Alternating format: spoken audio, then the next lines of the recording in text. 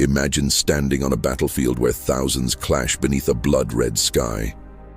The thunder of hooves shakes the earth, swords collide like lightning, and the fate of entire kingdoms trembles on the edge of a blade. What if I told you that 10 medieval battles didn't just decide who lived or died? They decided what kind of world we live in today. These were the moments when courage and cruelty rewrote history. These were the 10 medieval battles that changed the world forever. Our journey begins in 732 AD at the Battle of Tours, deep in the heart of what is now France. A Frankish army led by Charles Martel stood against a seemingly unstoppable invading force from the Umayyad Caliphate. The Franks were outnumbered, exhausted, but they fought with the desperate fury of people defending their homeland, their families, and their entire way of life.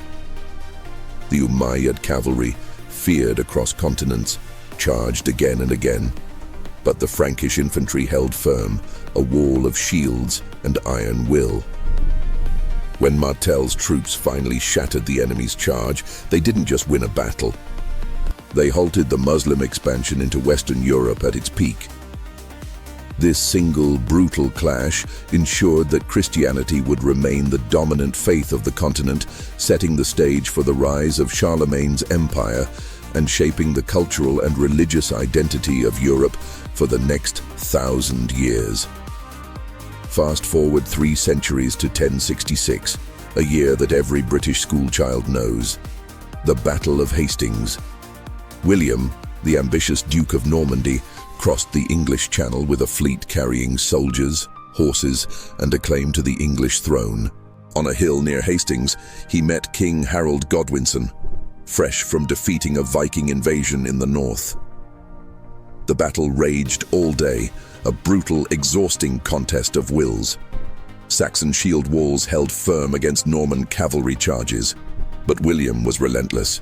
He ordered his archers to fire high, raining arrows down upon the English ranks. Legend says one of these arrows struck King Harold through the eye, felling the last Anglo-Saxon king in a single, fateful moment. With their leader gone, the English line broke. William's victory was absolute. It didn't just give him a crown, it fundamentally reshaped England. The Norman conquest introduced a new ruling class, a new language that blended with Old English to create the language we speak today, and a new system of government and architecture. The roots of modern Britain were planted that day in the blood-soaked soil of Hastings. Now we travel to the scorching heat of the Holy Land in 1187, to the Battle of Hattin. A massive Crusader army, led by the King of Jerusalem, marched to relieve a besieged fortress. But they were lured into a trap by the brilliant strategist Saladin. Under the blazing sun, surrounded and critically low on water, the knights of Christendom found themselves at his mercy. Dehydrated and demoralized, they were systematically slaughtered. The battle was a catastrophic defeat for the Crusaders. It led directly to the fall of Jerusalem, a shock that sent tremors across Europe and ignited the flames of the Third Crusade, pitting Richard the Lionheart against Saladin himself. But Hattin is remembered for more than just the carnage. Saladin's conduct after the battle, his mercy towards many of his captives, became a symbol of honor and chivalry, earning him respect even among his most bitter enemies and creating a legend that endures to this day. Let's return to Europe. The year is 1214, the place, Bouvines. France was on the brink of collapse, attacked from all sides by a powerful coalition of English, Flemish, and German forces, all determined to carve up the kingdom. King Philip II of France was cornered, his nation's very existence hanging by a thread. But on that decisive day, Philip led his troops with incredible bravery and tactical brilliance. He was even unhorsed in the thick of the fighting, but fought his way back to lead a final desperate charge. The coalition army was shattered. The victory at Bouvines was a turning point. It didn't just save France from destruction, it forged a new sense of national identity. For the first time, people from different regions of the kingdom felt they were fighting not just for a feudal lord, but for France itself. This victory consolidated royal power and transformed the country from a loose collection of territories into a unified, centralized kingdom, a crucial step in the birth of the modern French state. Next, we journey to a place where the very elements became a weapon. The Battle of Lake Peipus, 1242, also known as the Battle on the Ice. The heavily armored Teutonic Knights, crusaders bent on converting Eastern Europe, advanced across the frozen surface of the lake, confident in their superiority.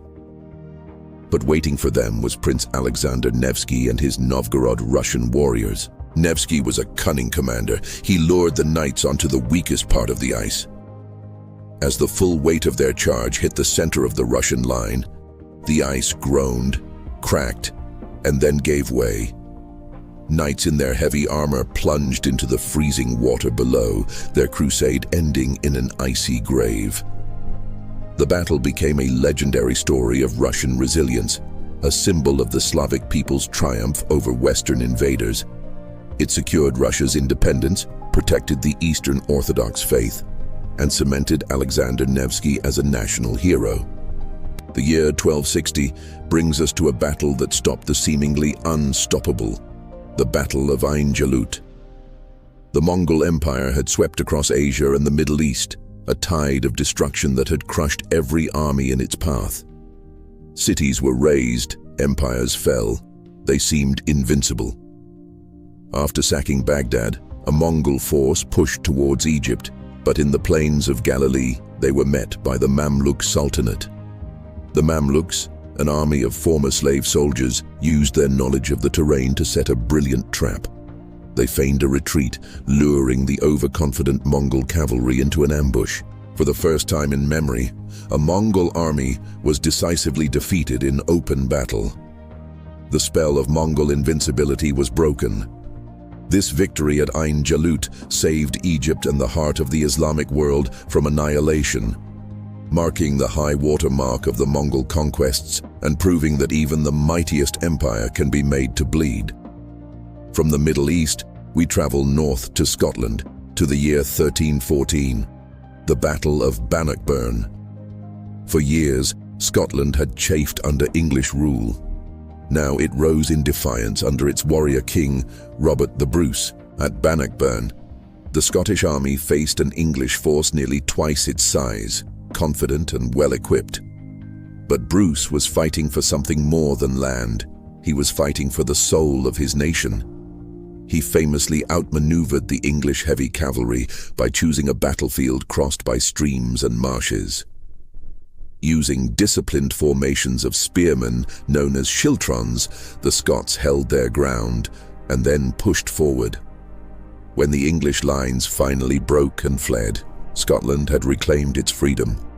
Bannockburn was more than a military victory. It was a declaration of independence that would resonate through Scottish history for centuries, a defining moment in the birth of a nation's spirit. 22 years later, the nature of war itself was about to change forever. The Battle of Crécy, 1346, was one of the opening clashes of the 100 Years' War. A French army, bristling with thousands of heavily armored knights, the pinnacle of medieval chivalry, confronted a smaller English force. The French were confident, seeing the English commoner archers as little more than peasants. They were wrong. As the French knights charged, they were met by a storm of arrows from the English longbow. Each archer could fire up to 10 arrows a minute, a rate of fire that was simply devastating. The arrows pierced armor, felled horses, and turned the noble charge into a chaotic slaughter. Crécy proved that aristocratic bravery and heavy armor were no longer enough. Technology, discipline, and tactics had become the new kings of the battlefield. It marked the decline of the knight and the dawn of a new era of warfare. In 1410, two of Eastern Europe's greatest powers met in a colossal struggle, the Battle of Grunwald. The Teutonic Order, the crusading knights who had dominated the Baltic region for over a century, faced the combined might of the Kingdom of Poland and the Grand Duchy of Lithuania. It was one of the largest battles of the entire Middle Ages, a brutal swirling melee of steel against steel, faith against pride. At the end of the day, the field was littered with the bodies of the Teutonic Knights, their Grand Master slain among them. The Order's power was shattered in a single afternoon. This victory cemented the Polish-Lithuanian Union as the dominant power in Eastern Europe, shifting the political landscape of the entire region for the next 300 years and crippling the Teutonic Order for good. Our final battle marks the end of an era, the Siege of Constantinople, 1453. For over 1,000 years, the city had been the heart of the Byzantine Empire, the last remnant of ancient Rome. Its legendary walls had repelled countless attacks, but now it faced the massive cannons of the Ottoman Sultan Mehmed II. For weeks, the city's defenders held out with incredible courage against overwhelming odds. But on May 29th, the Ottoman forces breached the walls. The last Byzantine emperor died fighting in the streets, and the city that had been the beacon of Christendom in the east finally fell. The fall of Constantinople sent a shockwave across the world. It marked the definitive end of the Middle Ages. Scholars fleeing the city brought ancient Greek texts with them to Italy, helping to fuel the Renaissance. With the old land routes to the east now closed, European explorers were forced to seek new sea routes, ushering in the Age of Discovery. A new world was born from the ashes of the old. These 10 battles were more than just blood and steel. They were the crossroads of history. They shaped borders, defined faiths, and forged the identities of the nations we know today. History doesn't remember every soldier who fought and fell on those fields, but it remembers these moments, these brutal, world-altering clashes, when the course of our world was changed forever. Thanks for watching. If you found this journey through history fascinating, don't forget to like, share, and subscribe for more stories that shaped our world. Let us know in the comments which battle you think was the most significant. See you next time.